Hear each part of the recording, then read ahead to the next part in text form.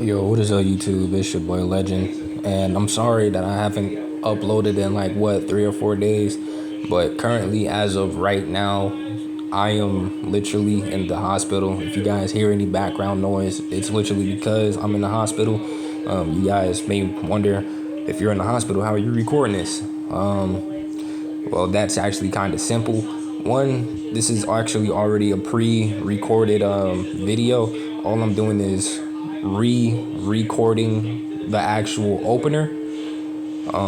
So yeah, I just had someone bring my tablet to the hospital. That way I could actually start uploading again. So yeah, sorry for the delays and stuff like that, but like I said, we going work our way back up. We gonna continue to grind. But without further ado, let's just get into this intro so we can start this What If.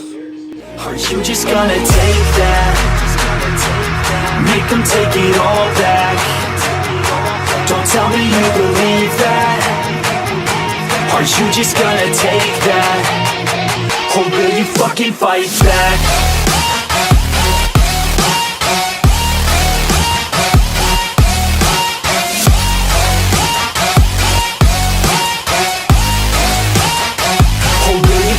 Fight back.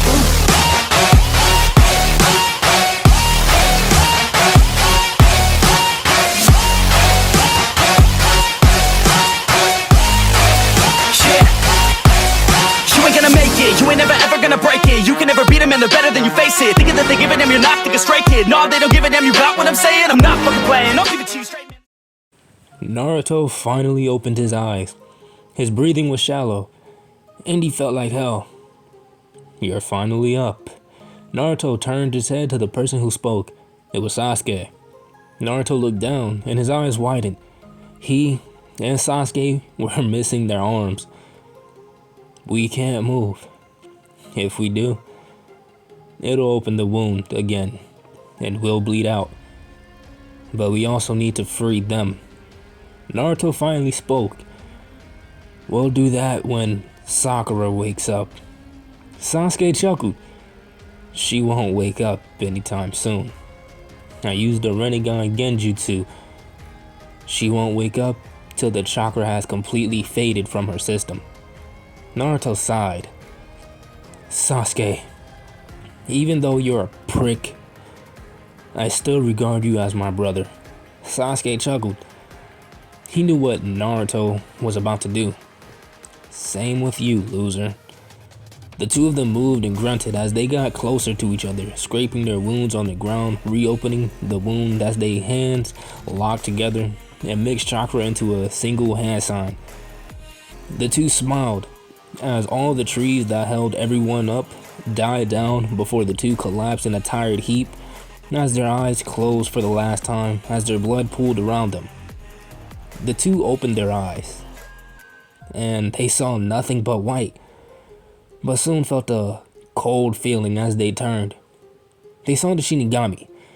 He looked down at the two before he reached out and shoved his hand through Sasuke as his eyes turned cold. Then the Shinigami pulled out, holding a blue sphere, as Sasuke turned to sparkles and just vanished. Your tainted soul will be mine forever. You caused more pain and grief than good. He then turned to Naruto, causing him to step back. You are pure. Your ending fate will be different from Sasuke's. You and your friend deserve a better life than this one. So I will grant it, but you will keep your memory and abilities. I will merely just transfer your soul fragment to this boy. He's 14 in human years, but in the years of his race, he's 140. Naruto looked at the transparent image that was shown. The boy had dirty blonde hair, stout arms and legs, and a semi-chiseled jawline. He also had a black and dark green armor. The Shinigami moved and shoved a hand into Naruto as everything went black. He opened his eyes to someone shaking him vigorously. Prince Oberon! Prince Oberon, are you okay? Naruto shoved him in. Stop shaking me, damn it, I have a bloody headache. Naruto sat up and placed a hand on his head. The man shaking him looked at him in shock. Former Naruto Uzumaki, now Naruto Oberon, looked at the man. What is it, Pharaoh? The man blinked. Prince Oberon. Those were the first words you said since you were born. Naruto was shocked. Was this body a dumbass or something? Naruto then heard a thud as he looked down. It was an arm. Then more memories from this devil life filled his head as he got up. He was in a war against God along with the crows. And the losses were great on all sides. Naruto looked up as he grabbed Pharaoh and moved away. Stand aside, Kakabio. You already suffered many losses. The five-winged fallen laughed as he created two light spears and launched them. All of you will die! Naruto stood in front of his friend as three sets of wings sprouted from him. I warned you. This was another shock for Pharaoh Seatree. Not even 30 minutes ago, Josiah Oberon, or now Naruto Oberon, only had one set of wings.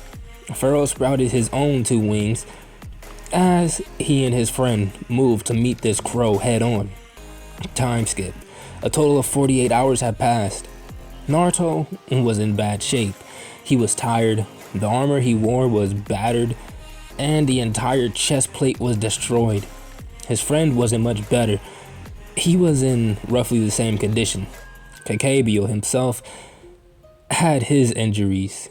He had one eye closed, and his armor was chipped in multiple places. His hands were burned from the Oberon brat, and his power radiation implants. Not to mention, he was tired. There was then a chorus of gas as everyone turned. 100 yards away, he saw a tall man. He wore gold and white armor. He had long white hair and a long beard to match it. 7 sets of white angel wings came from his back as he fell down and coughed up blood staining his beard. Standing over him, another devil who had 7 wings. He had black, wiry hair and a thick beard. It was his uncle Lucifer. Forgive me, Father, for I have sinned, but you have pushed me too far. Lucifer himself then coughed up blood as his eyes widened. How dare you lay your hands on the graceful form of Father? You pathetic bat, I hate and despise you. You don't even know the trouble you caused. Gabriel, the 5-winged angel, pulled her silver dagger from the back of Lucifer as he fell. She had tears in her eyes and her face was contorted with rage as she got on top of him and stabbed him 7 more times. She stood and cried as everyone looked at her. Azazel looked on with a frown. Michael, Gabriel's brother, was saddened by the death of their father, but his sadness soon turned to shock and horror as he saw something he never wanted to see. Gabriel's wings began to taint, losing their pure white color as it was replaced by the darkness of a crow. At that point, nobody wanted to fight. Even Kakabio was at ease, so Michael stepped forward.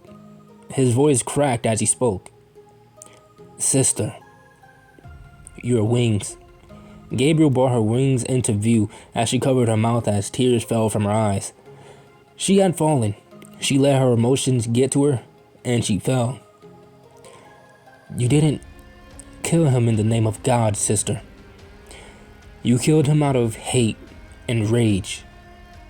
You are no longer welcome in heaven. I will take over for Father. Michael turned. Everyone.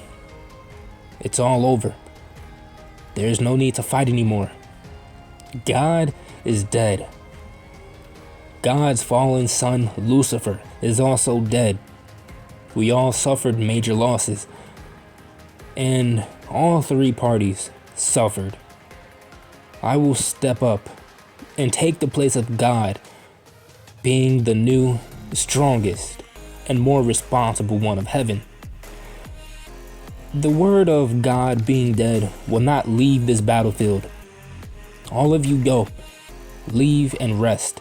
Take the wounded and the dead and treat them well. The entire time Michael spoke, Gabriel glared up at his back, envious of his situation compared to hers. Naruto, however, stared at Gabriel. This was the first time he seen an angel fall, and he immediately noticed a change in her. Naruto turned to his uncle, Falco Bell. Uncle Falco, who is that woman? Falco placed a tired hand on the Oberon heir's head. She is Gabriel. She was one of God's favorite children, a strong warrior and respected woman. She was known as the most beautiful woman in heaven, but now she's fallen. Naruto turned back to the woman as the two locked eyes. He wanted her, and on that day he vowed to himself that when he became strong enough, she would be his queen. He no longer would chase after Graphia. He now had a much higher goal, and he wouldn't start building until he was strong enough to make her his queen. But that was for another time. Time skip 13 years later, or if you go by devil years, then it's 130 years. A lot has happened to Naruto. For one, he still had no peerage, but he was now confident he was strong enough to make Gabriel his queen. But he hasn't seen her since the war. He's been in the city of Kuo for 3 years now. Leaving the house of Oberon in his little brother's hands, Naruto looked over the city through a window in his mansion. Naruto found out what his sin was during the war.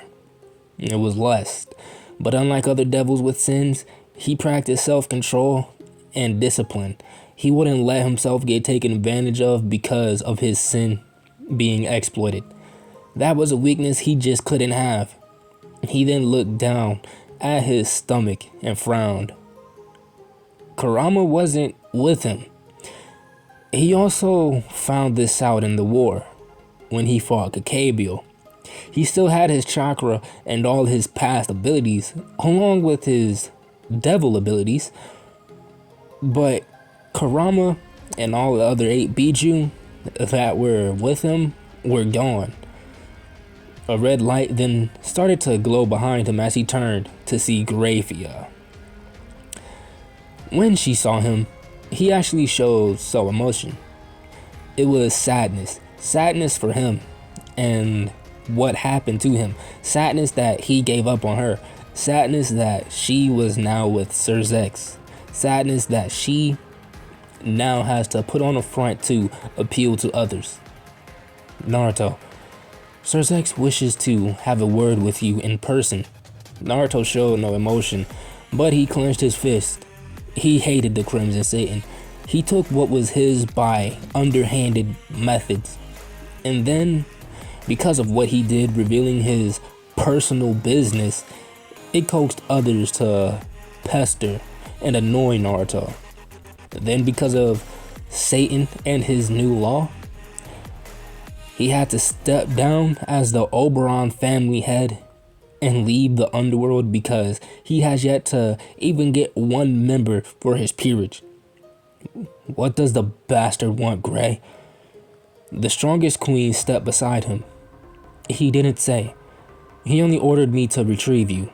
Naruto nodded and Graphia frowned. Naruto, why did you give up on me? Why did you let him take me? Why don't you want me anymore? Was it something I did? Naruto turned to face her. It would be so easy to manipulate her and get back at the Satan by sleeping with his wife and impregnating her. but he thought better of it. He then remembered her question. Graphia, do you want the truth, or shall I spare your feelings? The busty woman looked up at him and said the former, and Naruto sighed. You did nothing wrong. As to why I gave up on you to be my queen, there's someone else out there that I want. I saw her the last day of the war. As to why I let him take you as his queen, is because you deserve no other position that is not queen or king. And yes, I do want you. I would have died for the chance to marry you and make you mine when I was younger if the war didn't happen. But that's when I found out my sin was lust, and I wouldn't want a marriage with you to just be based on lust. But now I still want you, but I can't have you because you're now his wife and his queen. Graphia was happy, but also sad. He found someone else he wanted as his queen, but he also still wanted her. She gave a bittersweet chuckle when the two of them were still part of the old Satan faction. Even though he never spoke, everyone knew he was pining after Graphia. You could see it. Whenever he looked at her, he got this look of determination. He also acted differently around her. Even though he was in human years 12 and she was 22, it never made him waver. But because of the age gap and his lack of speech, Graphia was polite to the young Oberon, but would always just brush him off. Even after the two families moved over to the new Satan faction, people would still see his determination. Graphia regretted her actions because now that he showed little interest in her, it drove her insane. And she wanted him badly. She stepped forward and kissed Naruto on the lips, but he didn't kiss back. The kiss was empty and passionless. So she pulled away, feeling embarrassed, but controlled her nerve. We should get going before Lucifer gets suspicious. Naruto nodded as the two vanished in a Grimoire circle. The two of them appeared in front of Sir Zex in his office. Naruto looked at the Crimson Satan with visible disdain. Satan acted as though he didn't notice as Graphia took his side. Hello, Josiah. It's been some time. What is it? 30 years? Naruto grit his teeth and clenched his fist, trying not to burn him alive with his power radiation. Like I said before, Sir Zex Grimoire. Naruto said the words with venom. I now go by Naruto. I made it clear after the war.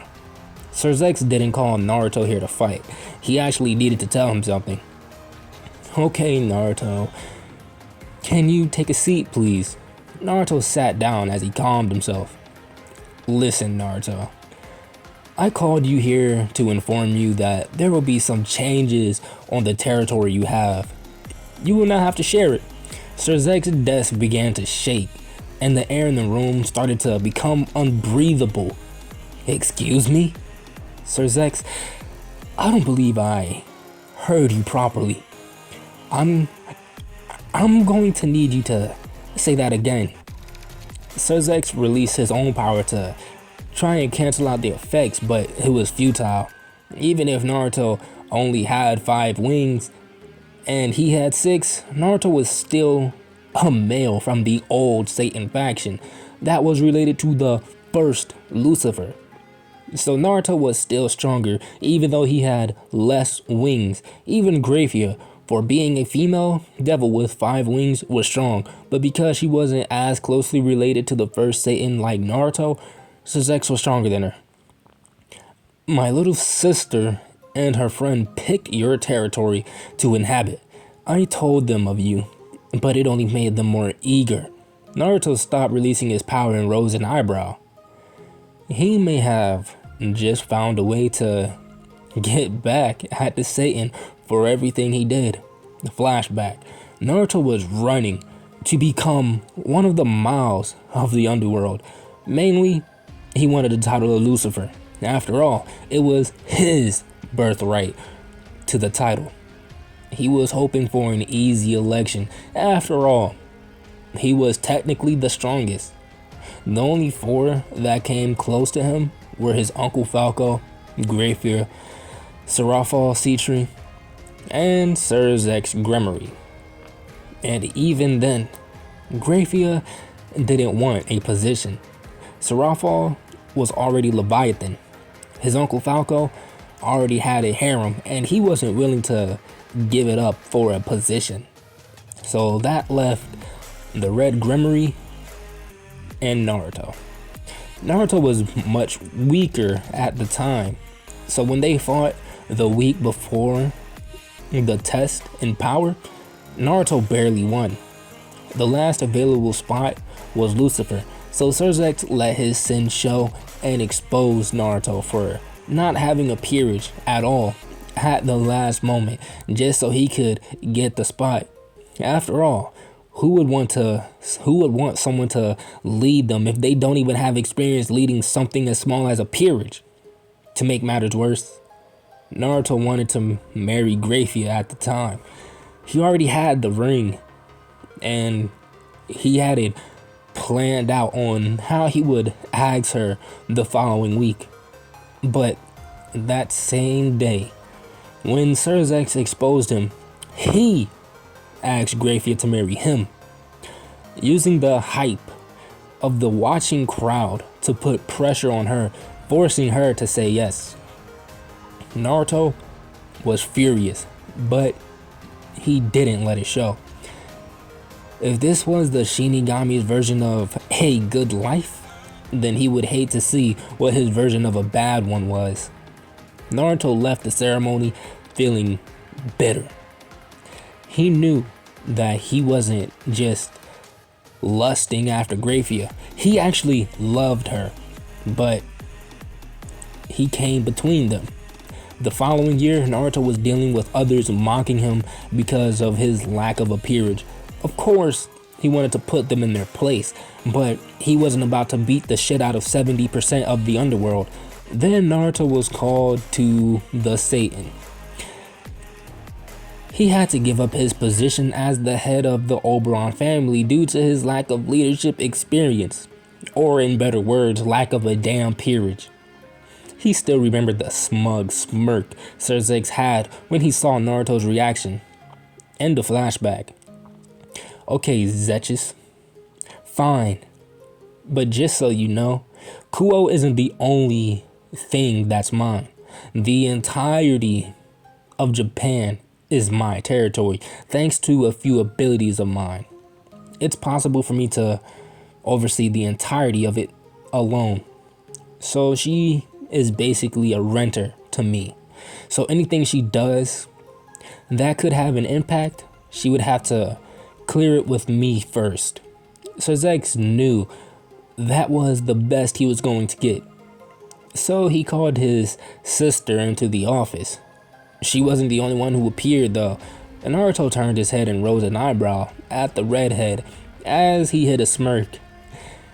He knew of a way to get back at Sir Zex, and it involved fucking his sister and a few other things. Naruto then looked at the rest of the group that answered. A blonde pretty boy, a yokai creature, a vampire, and a fallen angel. Naruto's gaze lingered on the fallen, but he turned to the next person who had short black hair and glasses. Naruto knew she wasn't a part of the peerage due to her power. It was close to the red-headed girl. She must be another king, judging by the long black-haired woman that followed behind her. Sir Zex took the opportunity to diss Naruto. Oh look, Naruto, even my little sister and her friend has a peerage, but where's yours? Naruto's head snapped toward the Satan, and Graphia slapped Sir Zex in the back of the head, causing his face to slam into the desk. It's not wise to provoke Mr. Oberon. Sir Zex rubbed his head as Naruto smirked. Damn, Sir Zex. I didn't know you let Graphia over there wear the pants in the relationship. Tell me, do you let her peg you in bed when you sleep together?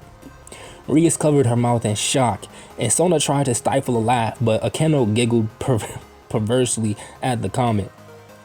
Sir Zex was shocked that Naruto actually said that to him. He didn't even have anything to say. Naruto, if you may, can you take Rias and the others to their shared territory, please? Naruto turned. Yeah, sure, Gray. All of you, let's go.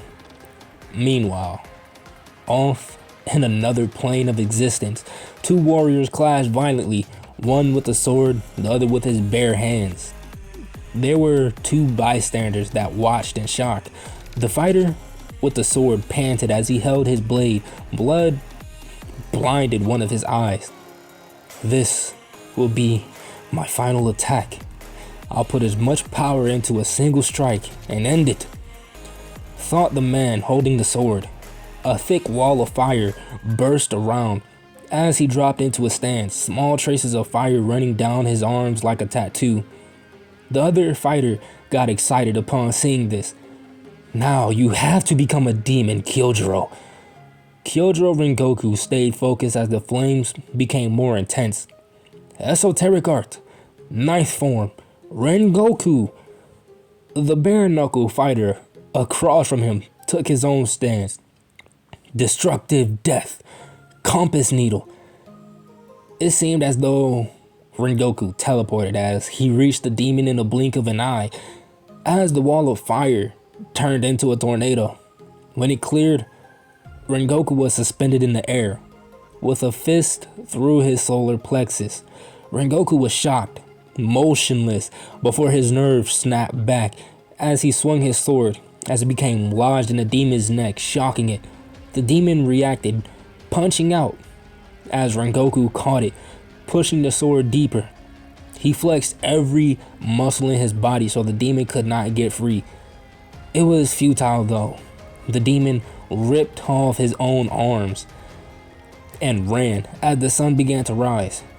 Rengoku knelt there, unable to move, as he called for a boy called Tanjiro and spoke his final words. Rengoku died there, as his soul detached from his body. Rengoku then snapped his eyes open to see a ghostly figure, a blade in his mouth. Your skill is admirable and could be useful elsewhere. Someone will seek your specific skill set out, and you will be rewarded. Before Rengoku could speak, a hand was through his chest as things went black before his eyes snapped back open. He woke up in a dojo of some sort.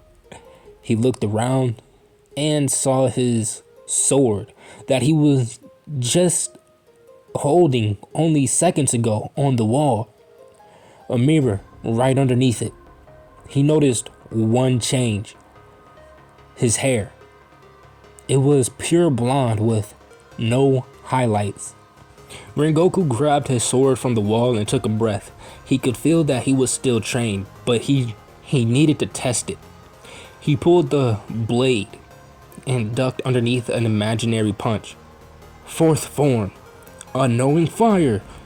A wave of fire came from the blade as he swung. He rushed at an imaginary person. Second form, rising scorching sun. Rengoku went through all the flame-breathing techniques with excitement. Meanwhile, Naruto finished his Torokuo as he went to leave. But Ria stopped him. Wait! Naruto stopped and turned. What now? Ria stepped forward and asked, is it true you have no peerage? Naruto allowed a as he started to walk again. If you want, you could join my peerage. I could make you my rook. Naruto looked at her, and he started to laugh as he threw his head back. Sona shook her head at the desperate attempt by Rias. Naruto noticed that he was the only one laughing as he looked at the group. "Oh wait, you serious?" Rias went red in embarrassment. Naruto wasn't going to be an asshole, so he dropped it. He needed her not to hate him so he could sleep with her just to infuriate the Satan. If I wasn't the man I am, I would have accepted. You seem to treat your peerage members as family. But even if I wanted to join right now, respectfully, you wouldn't be able to add me. The gap in power is too great, but thanks for the offer. Naruto turned and walked away. As his figure disappeared, Sona watched as a smile came to her lips. Same with Akeno. "He seems nice," Sona said. Meanwhile, Naruto walked calmly before the scent of smoke filled his nose. It wasn't normal smoke. It was far from normal. So it caught Naruto's attention. He followed the smell for a bit to a small dojo. Scorch and singe marks on the walls and floors, leaving black patches. But this wasn't the source, so Naruto continued out the back to an open field that consisted of sand and stone. Naruto saw an interesting and very gifted man swinging a sword as he called out the names of his techniques, making quick work of the large stones that were well placed.